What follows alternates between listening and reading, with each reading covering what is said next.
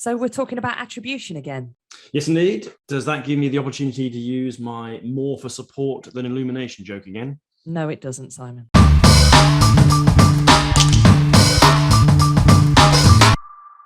Hello and welcome to episode 11 of What's MOPS Got to Do With It, the marketing operations podcast that's trying to get to the bottom of what marketing operations looks like in the corporate landscape. I'm Karla Wentworth.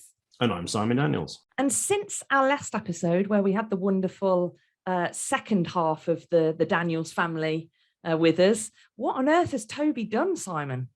Yes, he has ruptured his Achilles tendon playing tennis, which makes him sound very active and virile, but it turns out maybe not so much.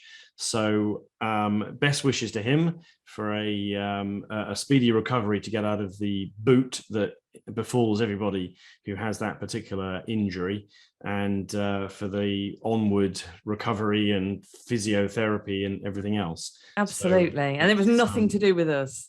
I don't think so. Good. No, as intense and strenuous as the podcast is, I don't even think that would or he was running to get, right. As soon as the episode dropped, running to listen to it. Oh, you said tennis, didn't you? You said running tennis. To listen to it, yeah. Running away. So, yeah, well, thanks for mentioning it. And I'll say, best wishes. Right, well, let's have a quick chat about, or a quick rundown on who we're speaking to. So in this episode, our marketing leader guest is Steffen Hedebrandt, Chief Marketing Officer and co-founder at marketing attribution solution provider, Dreamdata. Marketing operations leader is Helene Horniker, who's head of marketing operations at Sync. And of course, we chat with our friend, independent stateside marketing operations consultant and principal at Must-10 Martech, Courtney Makara, as we grab a virtual coffee with Courtney. And talking of LinkedIn, where you saw Toby's little accident. His boot. Another many-time LinkedIn or frequent LinkedIn poster, our friend and previous guest, Daryl Alfonso, has actually been writing on Martech, the marketing technology website. And I wrote a little response to something that he'd put together. And one point that he made within that I thought might be worth having a quick conversation about was the perception of marketing operations and the importance of making sure that we make sure that the rest of marketing and the business in general really understands what marketing operations is all about. So often we get a bit relegated or pushed into the corner, sometimes even referred to as the IT of marketing, which always rubs me up the wrong way a little bit.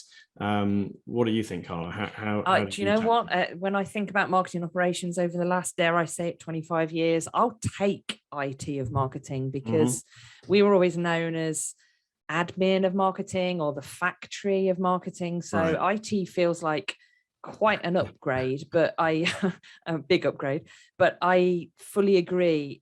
It's almost a pigeonhole, a box to put us in that it's so much more than IT. Even if you do consider Martech to be the thing, it's so much more than that. Well, yeah, I suppose that's exactly it, isn't it? It risks, again, falling into the marketing operations is Martech. And of course, as I'm sure we've discussed, it is so much more than that. So nothing against IT, as always, but I just wouldn't want MOPS to be put into that limited container. No, definitely. And I was only having a conversation with somebody today, actually, about best practice marketing organizations and what they look like. And somebody pulled out this model that had, I can't even tell you, maybe 20, 30 boxes on it that were all specific specialisms or roles or teams, if you'd like, within a marketing department. And I almost feel like we could do exactly the same with marketing operations right now. Maybe not 20 or 30, but I reckon that we could put a good few boxes on this is what we do, and IT/Martech being just one of them. In fact, you could probably put some boxes inside that as well. Certainly, in terms of the definition, you could cover a number of different areas. Yeah, that's for sure. Yeah, and I think we're just going to grow in marketing and marketing operations, and we're going to see some of the marketing teams morphing into the operations teams. and maybe morphing the other way back as well. So I think Daryl's absolutely right in what he's saying. Times are changing. What we need to do is front and center. We need to be sure that people understand what we're here for. Absolutely agreed. Well, with that, let's move on and get to our first guest. Right, let's get to our marketing leader guest. And who's joining us today, Simon? Well, I feel like we're getting two for the price of one today, Karla, as we're speaking to not only a CMO, but also the co-founder of a revenue attribution solution. So I know we're in for a very interesting conversation. A self-certified growth hacker with a successful track record scaling businesses, including Upwork and Airtime. Please welcome to What's MOps Got to Do With It, Steffen Hedebrandt, Chief Marketing Officer and co-founder at B2B revenue attribution platform Dreamdata. Steffen, thanks for joining us. Thank you, Simon and Karla. I'm really looking forward to the conversation. Yes, indeed. Yeah, it's great to have the chance to talk on the subject of attribution, the hot topic. What is it? How do we do it? How do we do it, Steffen? How do we get perfect attribution? Question number one, only question. We've only got a few minutes. Yeah. No, don't answer that. Let's start with tell us a little bit more about Dreamdata and the solution that you have there, and you can answer Karla's question in terms of how do we do attribution. Yeah, I think I can run through quickly the founder story, which I think most of you, both you and your listeners, can relate to. Sure. It's kind of twofold. So I come from a background as a B2B marketing leader, and I've been part of going from spending €0 on ads per month to spending hundreds of thousands of euros on ads per month. And as you put in the first €10,000, you feel like fairly certain about, oh, now something is happening here and here. But as you put in the last €10,000, you're less secure and not really sure that it's hitting it. Yeah, exactly. So what Dreamdata is today is basically a B2B go-to-market data platform, which means we try to, any digital touch you have about your customer journeys, we try to put into one data warehouse. We try to clean it up and join it together so it gets unsiloed and you get one time out of every touch of every account. And when you have that timeline cleaned up, so it's an account-based data model, so it's not individuals, it's really accounts. And what you can use that for is really, is there any ads that consistently are present that move towards becoming sales qualified leads or deals you win, or is there certain stuff that move deals from one stage to another, etc. This is not giving you 100% of the truth, just to already get started there. But you're looking for something that is statistically, somewhat valid, that can confirm your gut feeling and what you're already seeing, and it gives you the confidence to do more of it or do less of it, because sometimes ads are just a waste of money as well. Right. Do you know what you're saying that, Steffen? I remember vividly. Some time ago, it feels like it was yesterday, but it's probably more like 10 years. I've just aged myself there. But having conversations about attribution, and I remember the words coming out of my mouth, you should be able to account for every penny of marketing spend and the return that it brings you. And now I don't think I would ever say that, because it's so complex and so digital and so influenced. But what do you think? Should marketers even bother to strive for knowing what their marketing spend influences on attribution, or is it more complex than that? So I normally talk about a 3-step approach to it. First of all, I believe really marketers should be able to come up with a narrative of why are you doing these things and how does this connect to revenue. Then secondly, they need to test that narrative up against their colleagues and their networks, get those critical questions. I'm seeing these ads, we're doing these things, and it looks to be working. And then at the end of it, you also need to provide the proof in the form of data that it's true that what you're saying.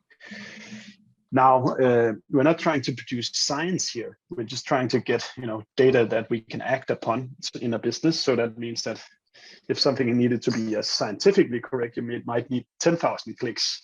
But if you can see after the first 200 or 300 clicks that this ad has not produced a single email sign up on our website, or it has actually produced 2 demo calls, then it's enough for you to act upon it. So, but I really think that just the sheer exercise of actually coming up with a narrative of why are we doing these things? Does it logically make sense? And test it against your CFO, test it against your salespeople, test it against the fellow marketers. And if you then want to spend a lot of money on it, then you actually need to come with the data that explains, I have proof it's working. We should be able to put more money into it and so forth. So the more money you want to spend, the more explanation and evidence that you're going to need to do something. Do you know, and I think that's a really good way of looking at it, because too often I think we make this difficult with attribution, is that we're trying to prove so many things that it stops us from actually doing anything. It is the marketer's responsibility. You're going out and you're spending a whole lot of money, so you better have that story ready for, we don't have unlimited funds and we can only spend our money once. So is it better that we get another salesperson or another engineer, or is it really your marketing campaign that this company should be putting our money into? And I like the piece about, I don't know whether it's not exactly diminishing returns, but the notion that, the first X, you can be confident you're going to get something out of it, but the second X, is that delivering a marginal gain, and what's working and so on. And I think that's where it gets really important, because I think diminishing returns is super true, Simon. Okay. Because that goes across all marketing. Mm-hmm. Yep. You can select the perfectly fit customers for your product, which is maybe, 500 companies in the world. Right. Then you run ads towards those, and the ads work. Yeah. But at some point, they've seen those ads 10 times or 20 or 30 times. Then suddenly the return goes down. Then you need to reach further out to companies who are not like exactly your core customers. Mm-hmm. Yeah.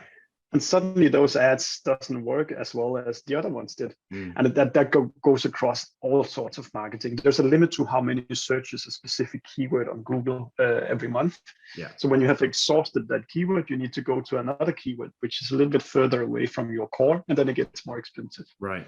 And so that probably segues into the next question I wanted to ask, which is, when should marketers consider a solution like yours? Is it that point when you're moving out of the low-hanging fruit, and you really need to start being able to more finely target or just better understand the return that you're getting from that incremental spend? A good question. So, I've thought a lot about it. I've personally been using our product since we were just the 3 founders. Right. But I think in the beginning, the better advice is just to get a lot of stuff done, try a ton of stuff out. Right. That's more important than sitting and analyzing really small numbers. Yeah.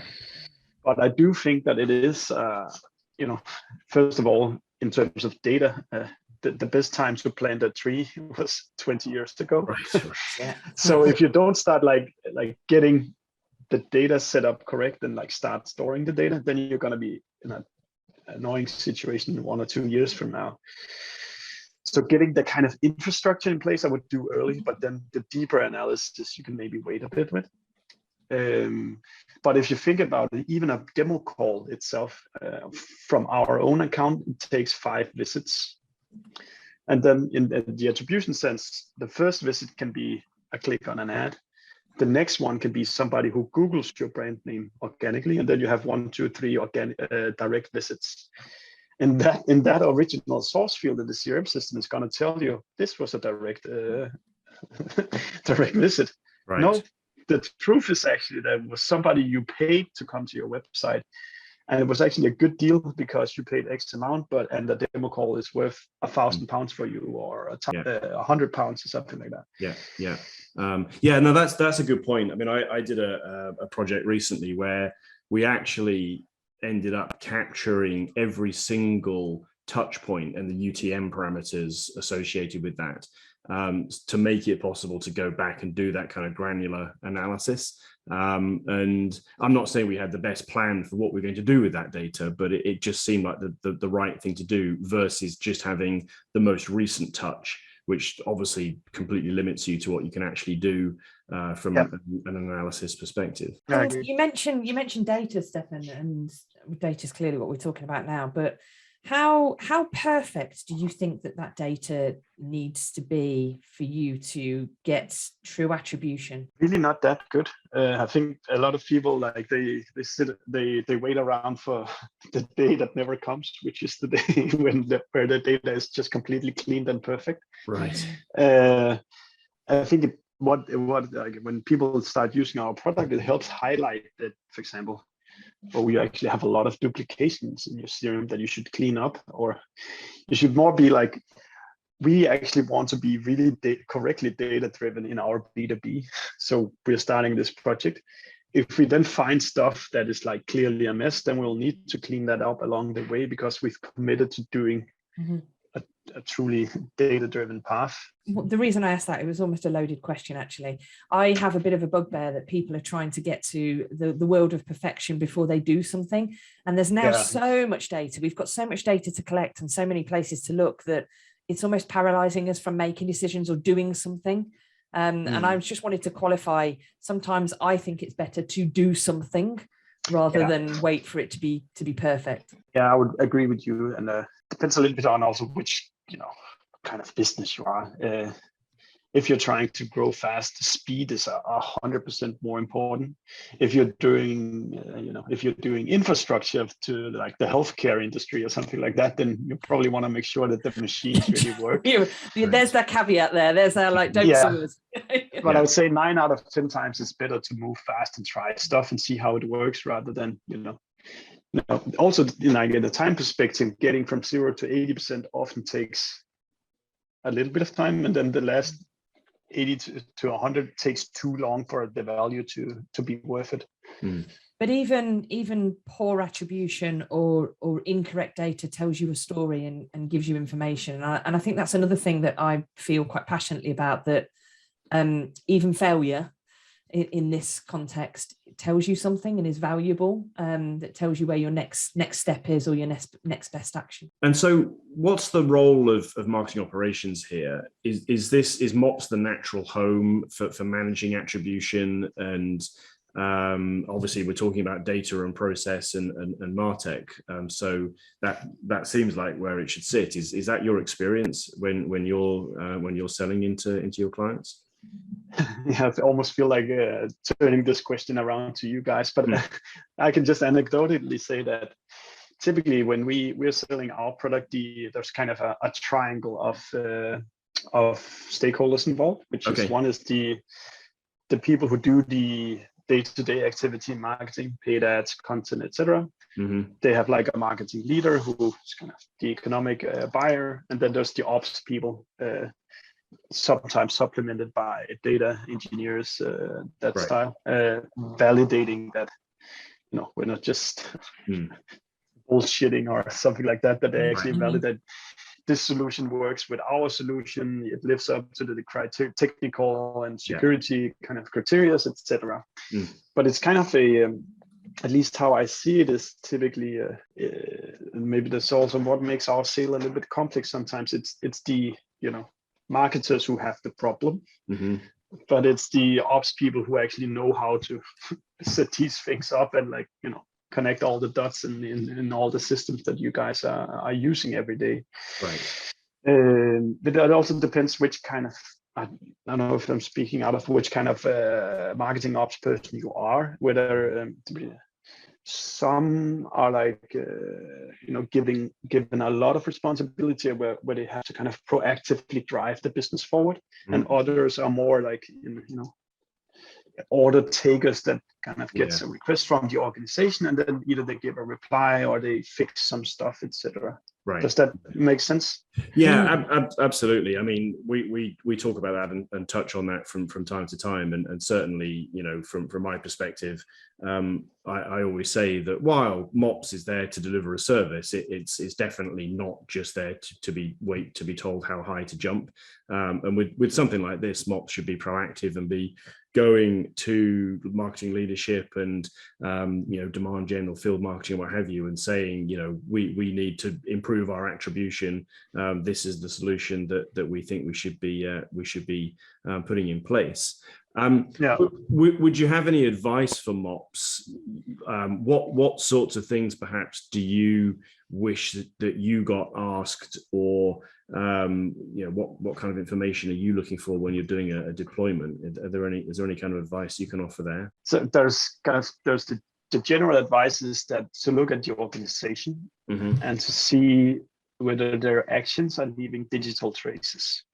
Right. Because if it's not like leaving digital trails, that could be in the form that you don't just ship emails from your private Gmail. You use an automation platform. Yeah. When you send emails, you use UTMs.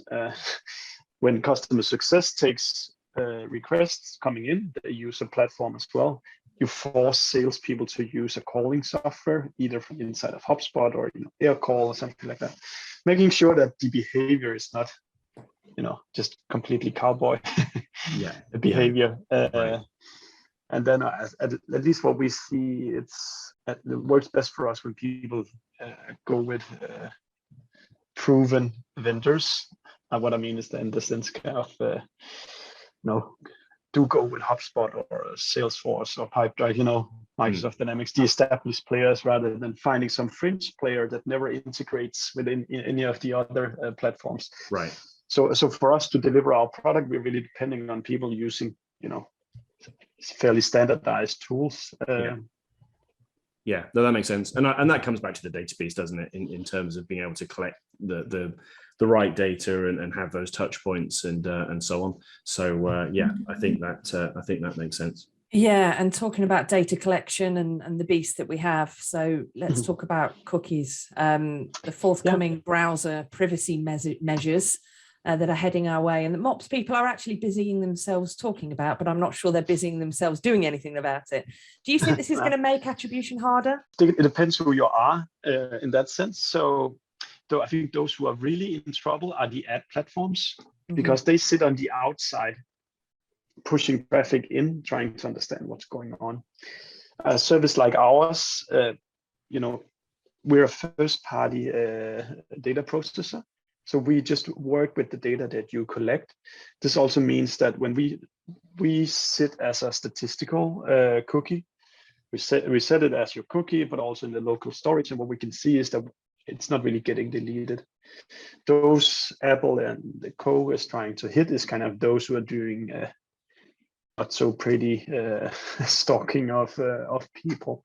Right. So somebody like us, we sit actually on the website collecting behavior about users, where you can see where is it coming from, but also what is it becoming down the sales pipeline. And it's going to be hard for some people and not hard for others. Yeah, and probably not hard for those people that are kind of doing the right thing already.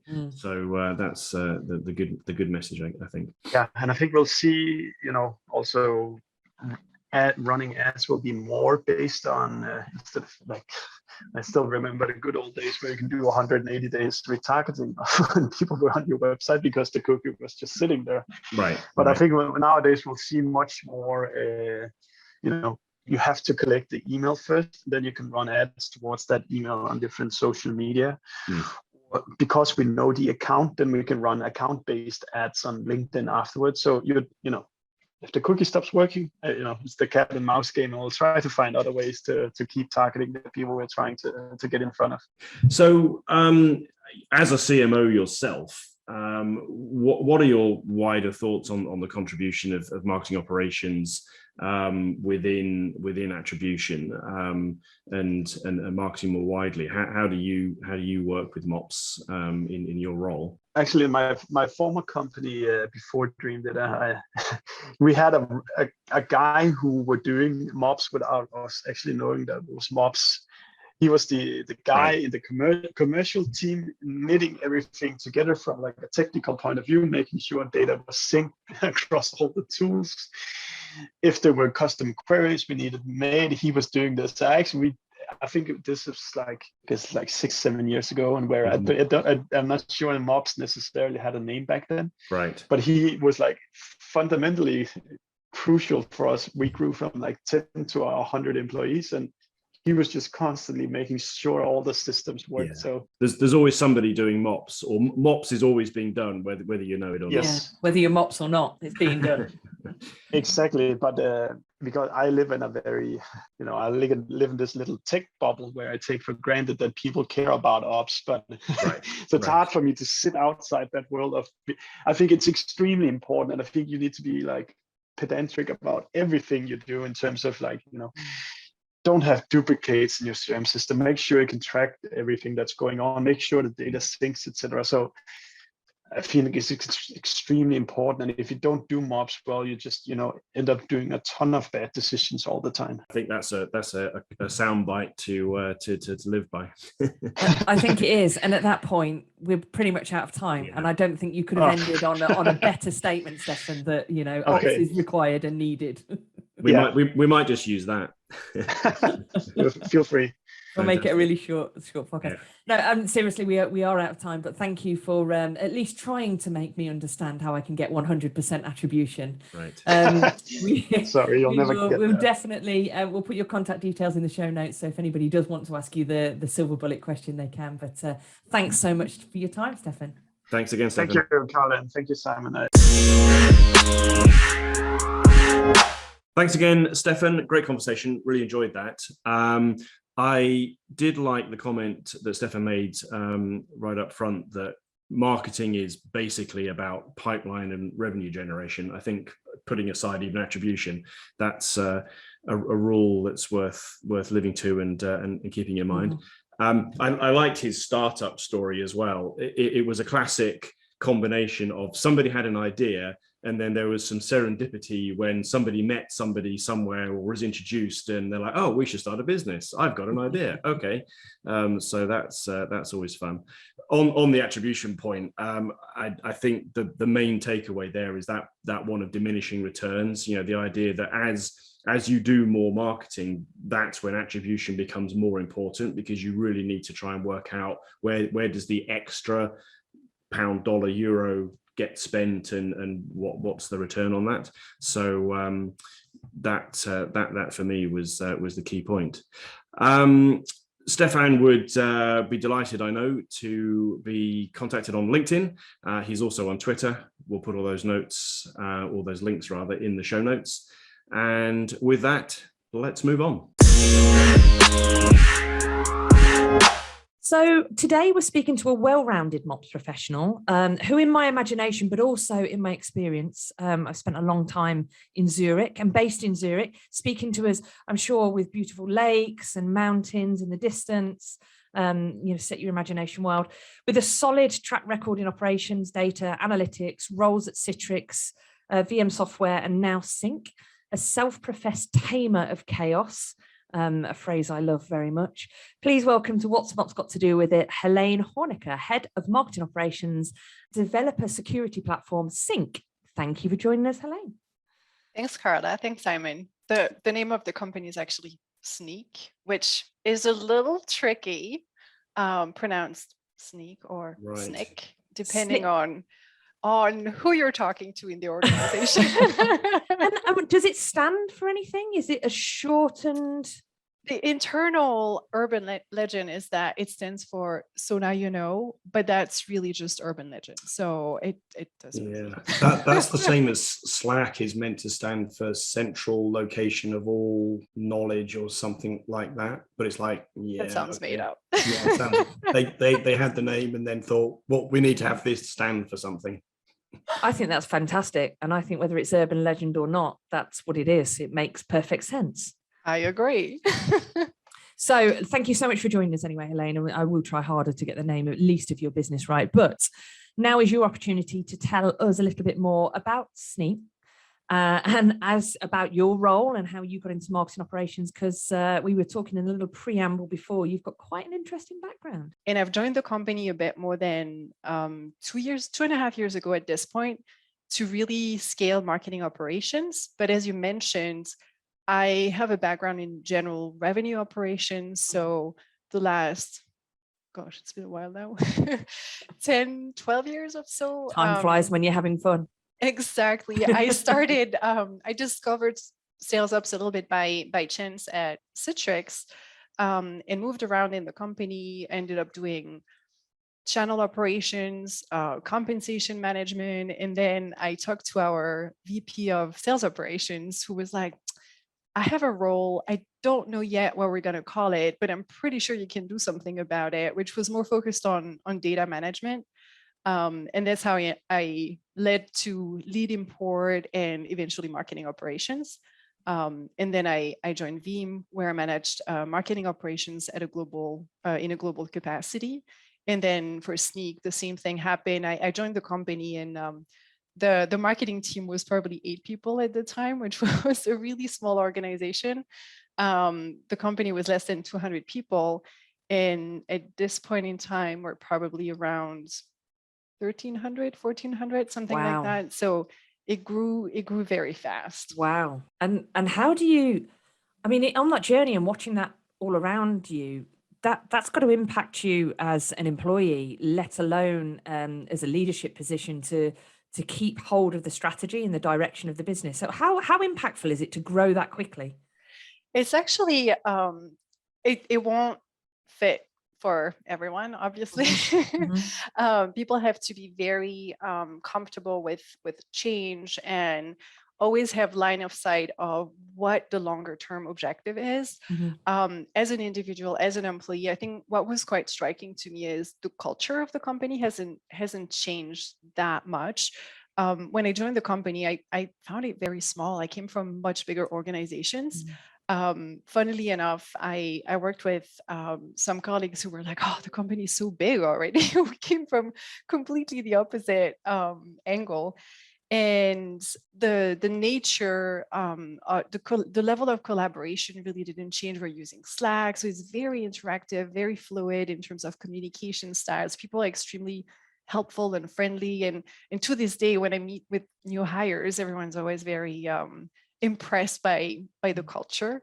Now, looking more at balancing out, the strategy and the day-to-day work that needs to happen, it is definitely challenging, because particularly in an operations role, as you know, we have incoming requests, things break, things need to be done, things have to happen, but at the same time, we have to build systems, processes, infrastructures that are going to hold for at least a couple of quarters, ideally for the longer term and help the company scale.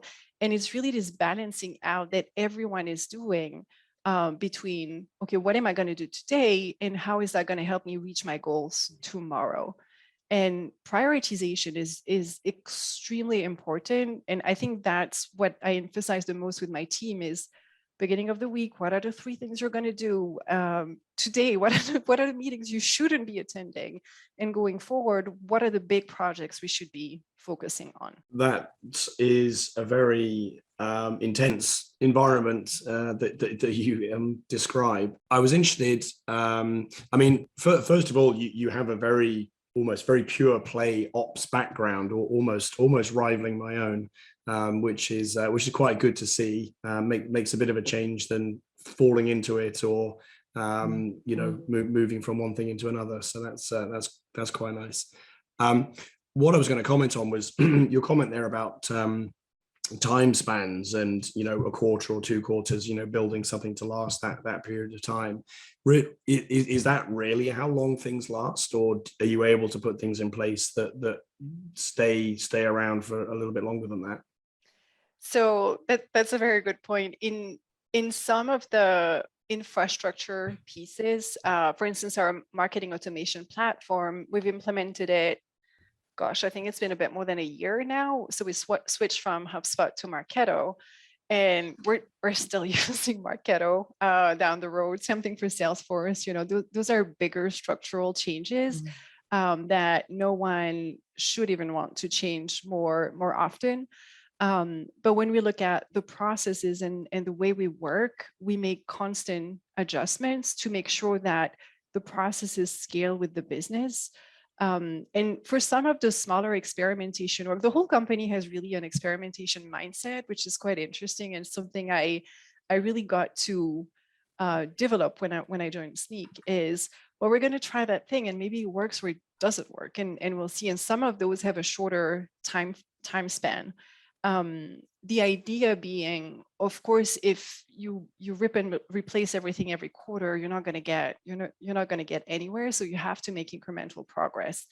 But for a lot of things, what we say internally, other urban legend is the company is a different company every quarter. And that's really reflective of that. We have to adjust, we have to adapt to the new environment, maybe external or internally, how the teams have grown organically. You talked about that organic growth and the speed of growth, which is pretty amazing. Has that stabilized now? And also, how do you talked about your systems, how do you find a system that's appropriate for the size of business that you're becoming? You mentioned a couple of tools as well. So are you stable? At this point, I feel we're reaching this level of maturity in the company aging, cycle, where it was a really young, volatile startup environment, and we're growing up as an organization. And I feel like the foundational pieces are in place now. So the big financial systems, the CRM, the map, all those are in place, and the adjustments are more on how we're using them. And the focus we put into is making sure everyone's trained properly, making sure we use the tools to the extent or at full capacity. And then tools that are a bit more marginal, that's where we're still seeing some fluctuation. But overall, the systems architecture is a lot more stable. And the same goes for the processes. So for instance, we have campaign operations processes where we use Marketo, and we have Marketo as a service, if you will, where we get inbound requests, and we have different levels of support based on the level of comfort and how familiar the campaign managers are with the tool. So they're like, I have an email to send out, I need help, or can you just QA? So we really adjust to the requirements the teams have. And this is where we've established a bit of an internal menu of those are your options. It's standardized, but you have a little bit of flexibility. And that will get us to the next level because we can accommodate for 95% of the cases. And you mentioned that things are changing all the time. So your prioritization. So how do you prioritize with so many changes at such a rapid rate? How do you prioritize your own changes to get things done? So we have a rolling planning effort. Of course, there's an annual planning where we make the big decisions for the next year, including the spend, what are the big tools we want to implement, potentially major changes we want, or processes we want to revamp. And then we have this rolling review primarily on a quarterly basis, but every month we review that the list is still accurate. And more than a change, it's more a rolling adjustment. So those big priorities will happen. There's a reason why they were on the list of big rocks, but maybe we're going to shift the priority order between a couple of bigger projects just because of resourcing, dependencies on other teams or something like that. Helene, tell us a little bit more about your team. You mentioned advising them to always be thinking about what meetings they should be in, which is a great piece of advice. How is your team configured to address the challenges that you're facing? We have three big areas in the team, or three groups in the team. One is really around reporting and analytics with subject matter experts for what we call the user funnel. So people who are using the product-led motion, really the demand funnel, and then everything that's digital and website. So that's all around the reporting cadence, getting the right numbers, the right KPIs, tracking the results. And we have a pretty well-oiled process at this point where we review the numbers with the business on a weekly basis, monthly basis, and we have obviously the quarterly packages as well. So all about the numbers. Then we have the platform operations group around the technology, centered around the map, but it also comprises the ancillary systems and everything related to data management and privacy considerations, which has become a very important topic, particularly in the last few quarters.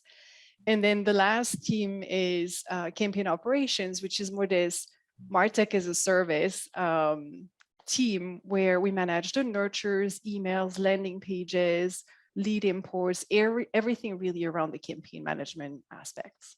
Roughly how many people is that, Helene? About 10 people at this point. Are they all centrally located? We're very distributed. So the team is now centralized under a strategy and operations global organization. So marketing operations is not under marketing, it's under this central function. And we're part of the same organization as sales ops. It's a little bit the concept of revenue operations, but extended to include also IT, localization, enablement. So we really try and make the most of having everyone under the same umbrella to facilitate collaboration.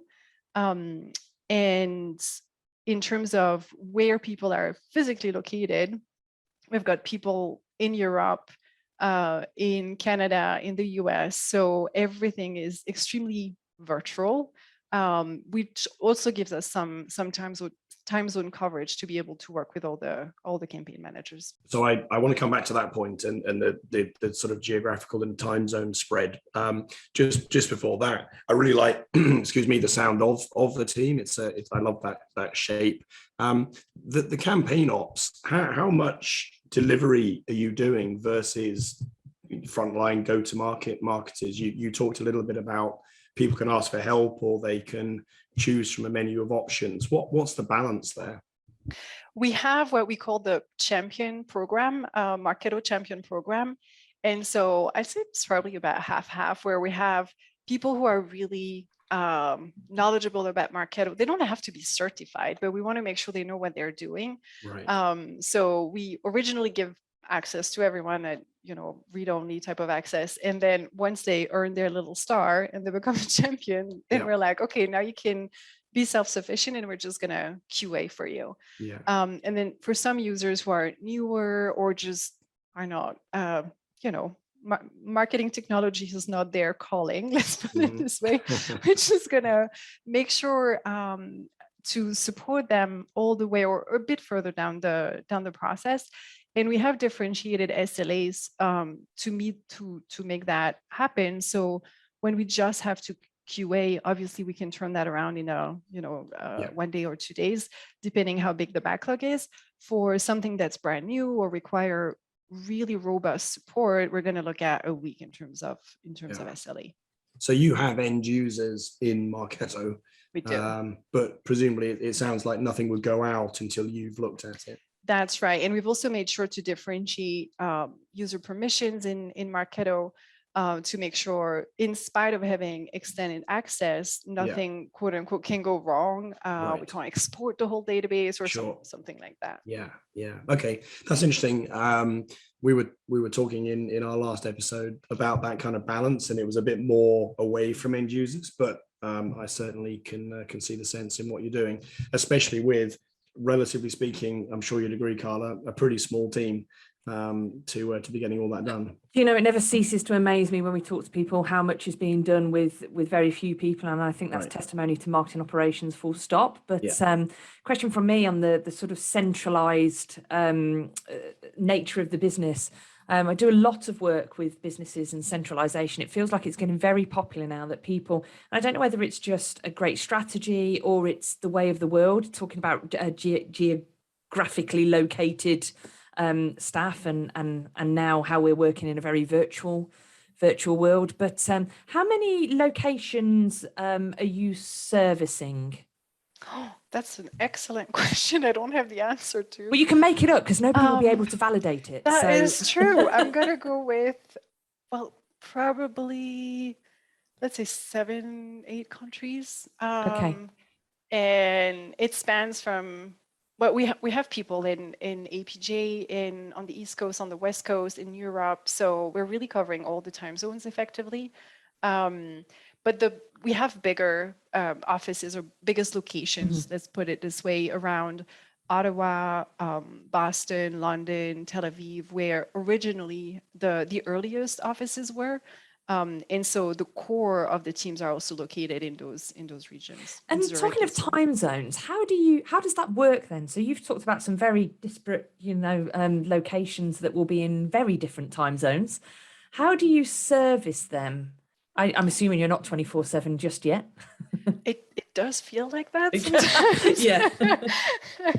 But typically what happens is you have the golden hours between, let's say, 7 a.m. Eastern time and maybe noon Eastern time, where we have good overlap, at least between the US and Europe.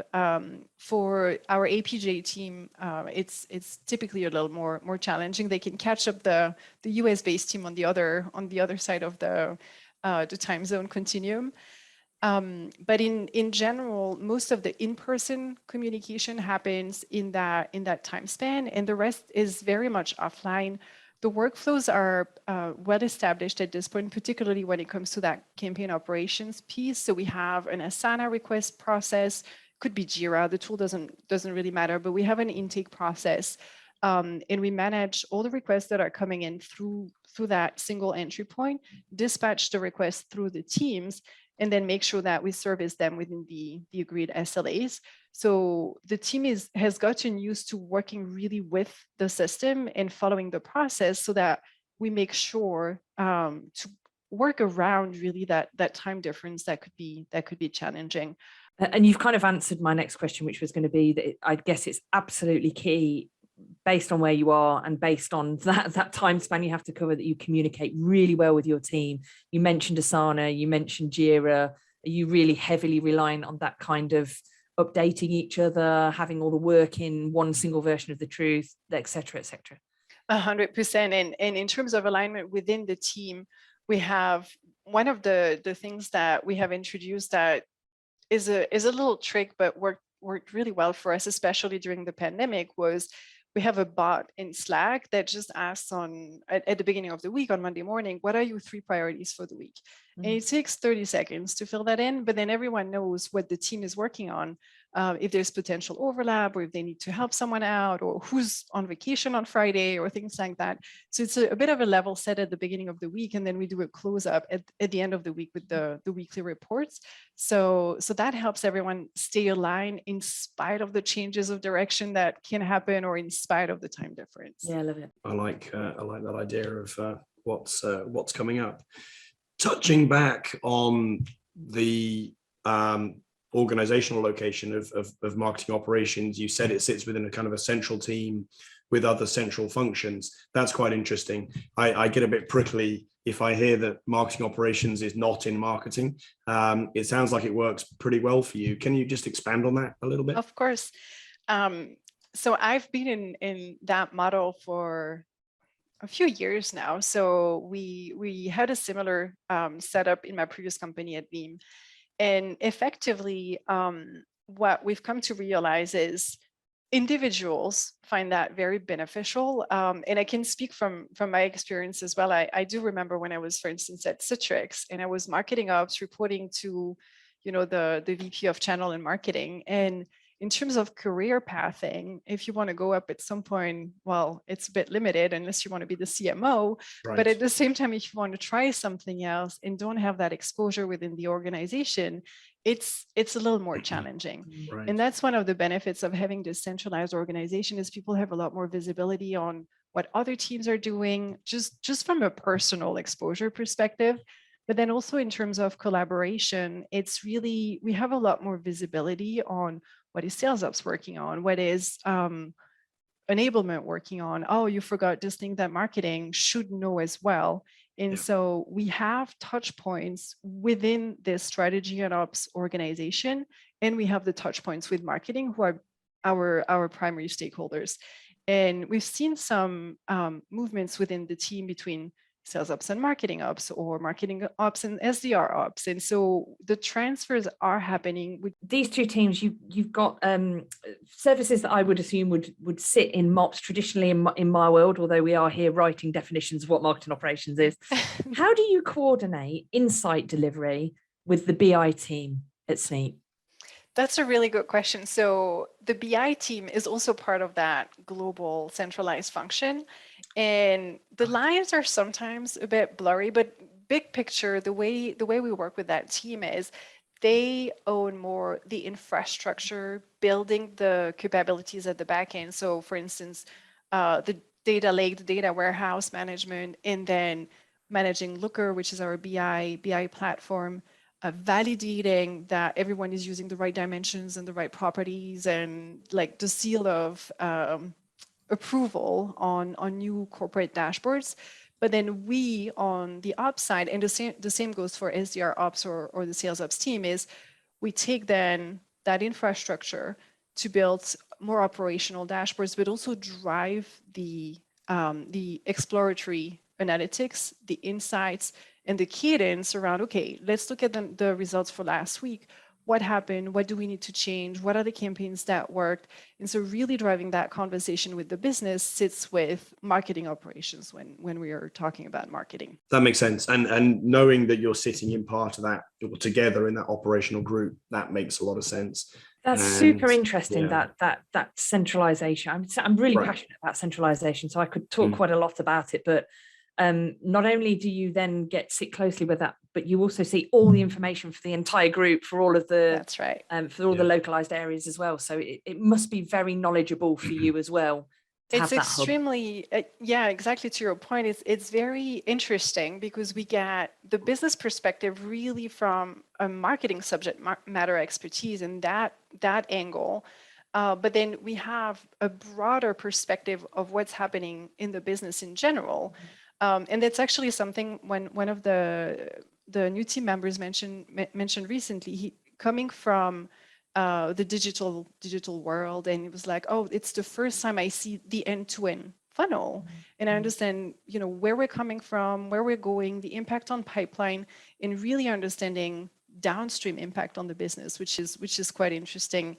And having that perspective also informs some of the decisions, or at least put things in perspective.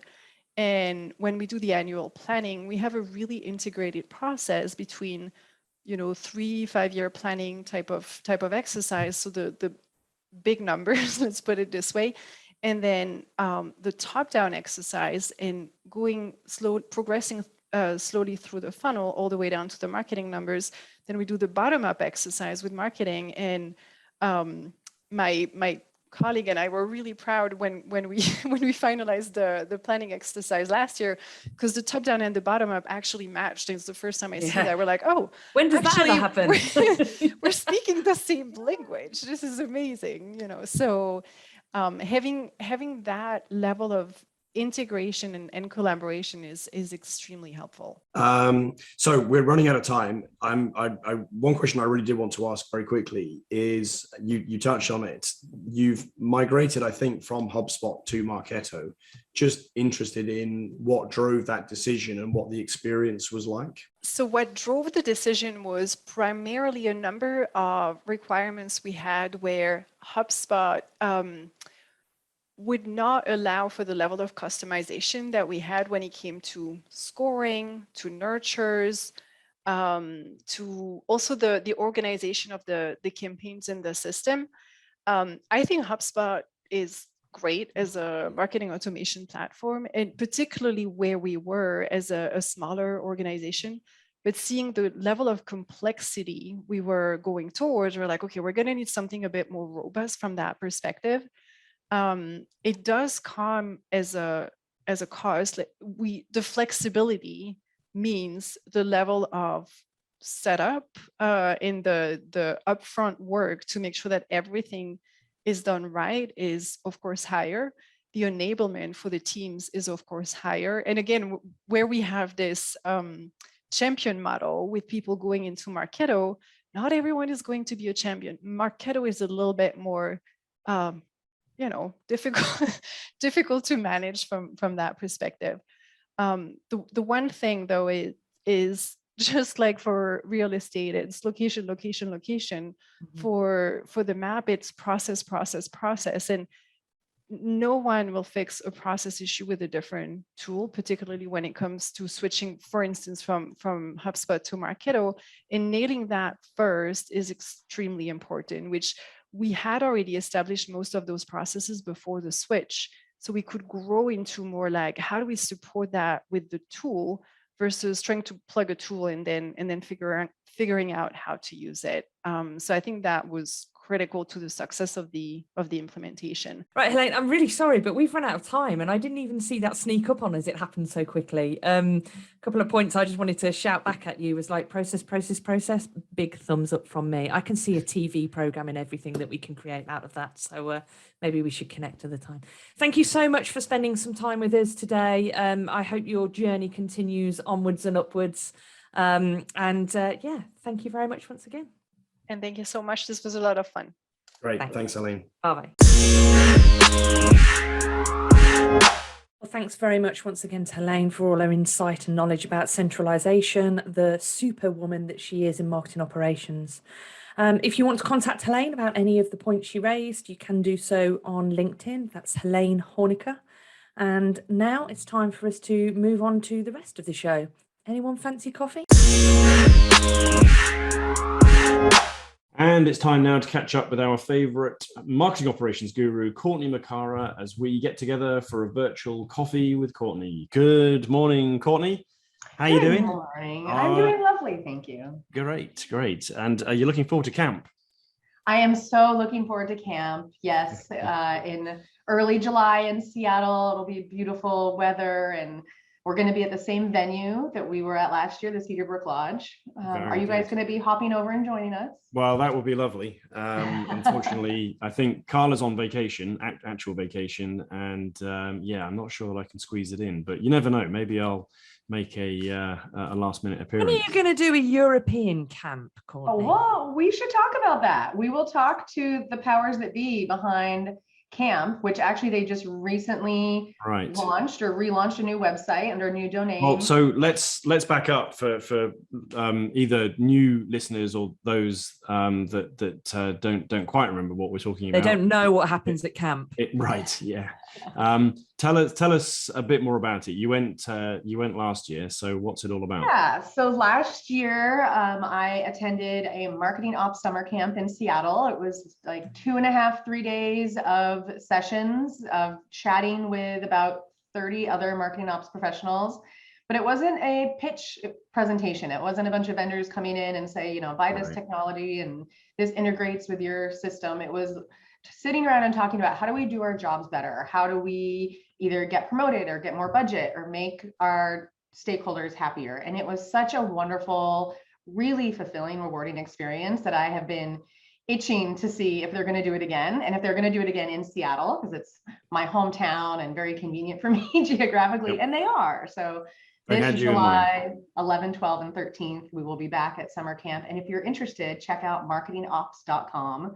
It is featured right on the homepage. And we are limiting it to only 50 people, again, because I think that was one of our big takeaways, is that we liked that it was small. Not to be like exclusive. But not to be like exclusionary, but because it was so small, by the end of even the first day, I think every single person in the room had contributed, had spoke up. It wasn't this giant keynote speaker with 3,000 people where everyone feels like you just want to be anonymous. Like we all shared something about our daily lives and our roles and MOPs. And so we want to keep it small and kind of intimate and making it a little bit more comfortable to No, it sounds great. I was jealous of you last time, and I'm envious again.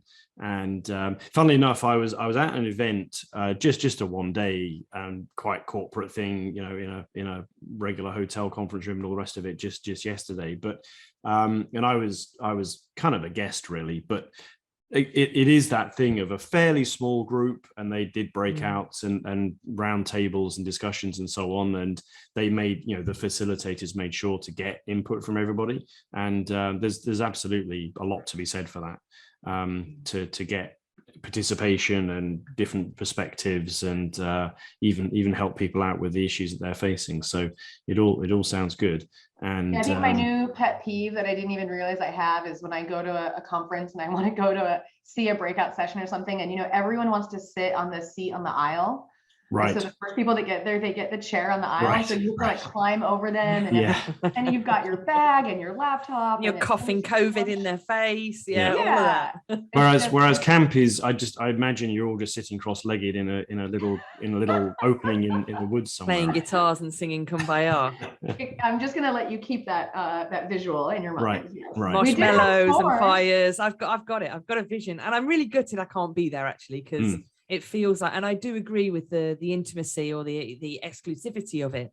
Yeah. I feel like you'll actually talk about real subjects. You'll actually help the people that are there, and things will get actioned rather than you all sitting listening to something. Well, I think what we need to do next year or next time is a live podcast from camp. Ooh, from Nice. Yeah, I like it. I like it. I'm packing my bag right now. Fabulous. I like it. And then I also like the idea of having, camp in other parts of the world. Right. I know last year they did one in Atlanta, Georgia, as well as Seattle. Okay. So I'll talk to the leaders. Mike Rizzo is kind of leading the helm for marketingops.com and their events. We can see if we can get an international camp. Yeah, that'd be fantastic. Sponsored by MOps. So anyway, what else are you seeing happening, Courtney? So this week I can't ignore what has been going on LinkedIn. And LinkedIn, there's lots going on there these days. I feel like it has really changed as a platform in probably the last 12 to 18 months. Right. But now, early June, I feel like there's so many layoffs happening. And I feel like I can't log in without seeing someone who's either had a job offer rescinded or, has been part of a big layoff at their company. And I think, my heart goes out to people. I definitely want to volunteer if I can help in any way, even if it's just a pep talk or a resume review. But I'm curious if you guys are feeling the same kind of purse tightening strings happening over in the UK. Do you know what? It's a great topic, great conversation to have, particularly as we only spoke about this on a couple of episodes ago, the sort of great resignation where there were more jobs. And I did read somewhere there are now more jobs available than there are people out of work in the UK. However, what's intriguing about this, Courtney, is what happens where you are tends to start what happens where we are. So maybe this is something we need to take heed of. What about you, Simon? Have you read anything or seen anything? Certainly, I don't think, as you say, really the effect has washed up on our shores quite yet. And it could just be the differences between the tech sectors. In the UK, hiring talent and obtaining tech talent is pretty tough anyway. But in fact, there was a piece in the Financial Times just a few days ago on this exact topic.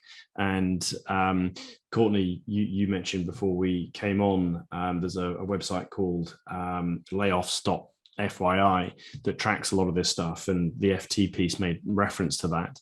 And, the kind of general sense from this was that there are lots of job cuts, and the big tech brands in particular are pulling back, and horror stories almost of people that have quit their jobs from one place to go somewhere else, and then to be told don't bother turning up, which is pretty devastating. But the kind of the sense from this was that it's almost just a bit of a reset in the big tech brands in particular have just gone all out hiring and growing and what have you, and then have suddenly realized, oh wait, perhaps the economy is softening, perhaps there isn't the growth or the revenue to support this, and so scaling back. All being well, it's actually an opportunity for the lesser brands and the smaller companies to pick up the talent, and actually develop some products that possibly even have some genuine utility, and get people to do that. So it might not be. There could be loads of reasons as well, couldn't there? I mean, and Courtney, you might hear it before us because you're seeing this before us, but it could be a bounce back from what happened. COVID bounced back, loads of redundancies, then shed loads of employment. It could be a bounce back from the Great Resignation, where people were taking more money for roles that maybe were, hiked salaries to try and get people in, and then that the fallout of that, which was going to happen, is happening. I just don't know, but it is a bit concerning. It is, and I definitely don't feel nearly educated enough to speculate on the cause of it, the state of global economic woes and how things are going. But it makes me think, well, what can we do, or how can we support each other? If you are in a current FTE role, does that mean you have to stay put? Don't jump ship now because you don't know where you're going. And I don't think that's quite a safe blanket statement. I just think it's just good for us to all be aware, because I'd hate to have the rug pulled out from anyone. Yeah. Well, look, it dovetails into a subject that I wanted to mention, which was around, like, we're heavily steamboating into recession here in the UK, and I'm sure that there's problems globally, but it's where marketing operations kind of need to step up and really play their part. We're talking to clients these days, not so much about revenue and how we make more money, but efficiencies and how we add that money back to the bottom line, which might be repurposed to make more revenue. And I think that's the square place that marketing operations can play. So there is some opportunity to say, let's come on, superheroes, let's get efficient processes and save some money. Yeah, and I think making sure you're not just being identified again as like the team that does the emails, or they just send out things from Marketo or HubSpot or whatever. Like marketing ops can be so much more than that, and it can be really scary and intimidating if you are in a MOPS role to kind of step up to some VP and say, hey, we have access to this data, or we can see this about either our prospects or our customers, whether if it's churn or number of MQLs coming in, or sentiment or intent data. We do have access to that, and we really do need to step across the lines and collaborate with the other teams and stakeholders. I mean, I mentioned, I think, cross team collaboration before in regards to like PLG, the product-led growth initiative, but I mean, it really is every single part of the business. Marketing ops can step up and help, and as more as you get educated on what the CS team is doing, or what maybe the accounting and financial teams are doing, we have so much data at our fingertips, and really can be helpful. Yeah, it's a classic example of where MOPS need to be proactive and step up, as you say, and look for opportunities. And in this case, maybe it's cost savings and efficiencies, or maybe it's something to drive revenue or some other aspect, but not to just sit back and wait to be told to cut something or not do something or make something more efficient, but to actually look for the ways to do that and suggest them, and certainly do that on a collaborative, cross-functional basis wherever the opportunity arises. Well, on that note, which all being well is a positive one, and with best wishes to anybody who's been affected, as Courtney says, if there's anything that any of us can do, then you know where to find us. Courtney, thanks very much. Good to talk as always. Look forward to seeing you again soon. Sounds good. Thanks for having me. Take care. Well, best wishes to Courtney for camp. We look forward to hearing about it. And should you have been affected by layoff, Courtney would love to help if she can. Reach out via LinkedIn or at mustangmartech.com. Links in the show notes. And that's our podcast. Karla, what's MOPS got to do with it? So I've learned one very important lesson this episode, Simon, and that is to ensure that you get the name of your guest's company right. So apologies to Helene and apologies to Sneak, who I mispronounced, and Helene quite rightly put me right. But other things I've learned, right? So Steffen, our marketing leader, brought us some really, really interesting knowledge around. The one thing I've written down that I did take from it that I thought was incredible, what he said, was around the more money you want, the more you have to prove it. And we've talked all the time about how to get more funding or into the marketing operations, to get more people, to build but actually, if you genuinely really want to do this, then you've got to prove it.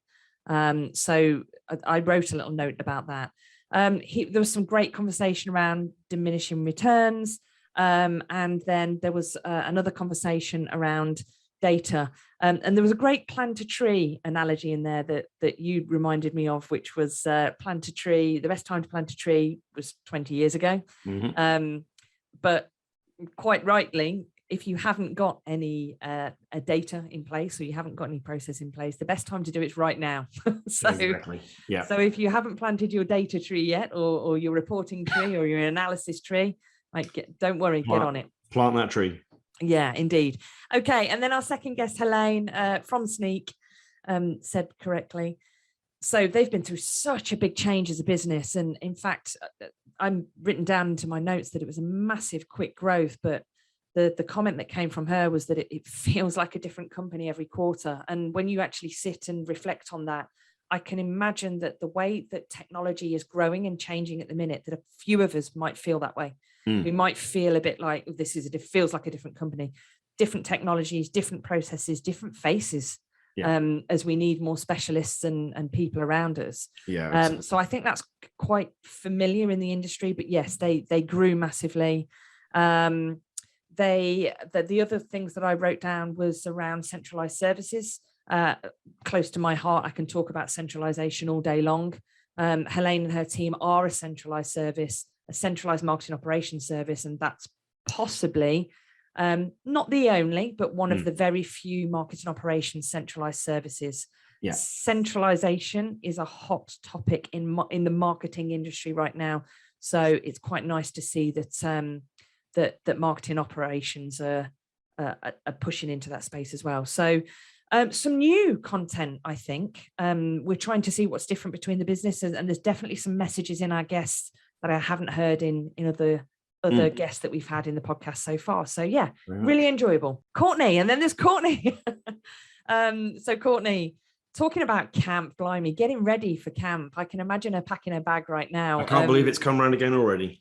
I only felt like we talked about it a couple of months ago when she was there, and we were saying how jealous we were and that we would book on next year. I know. It's here. We haven't booked on. Sorry, Courtney. No. But yeah, I'd say tune into the next episode where 100% we'll be talking about what happened at camp. Although I hope they don't have a what goes on at camp stays at camp clause, otherwise we're in trouble. And then the other important subject we were talking about was layoffs, and it hasn't quite hit us here in the UK yet, but it's definitely some data that Courtney's shared with us, and the layoffs FYI site is a real eye-opener that I'm going to spend a bit of time having a look at. And I think our marketing operations friends just need to reach out to each other and sling some arms around each other and see if there's a way as a community we can help each other. Absolutely. Yeah. I mean, I think the point from camp and marketingops.com is exactly that. The community's out there. Make use of it wherever you need to.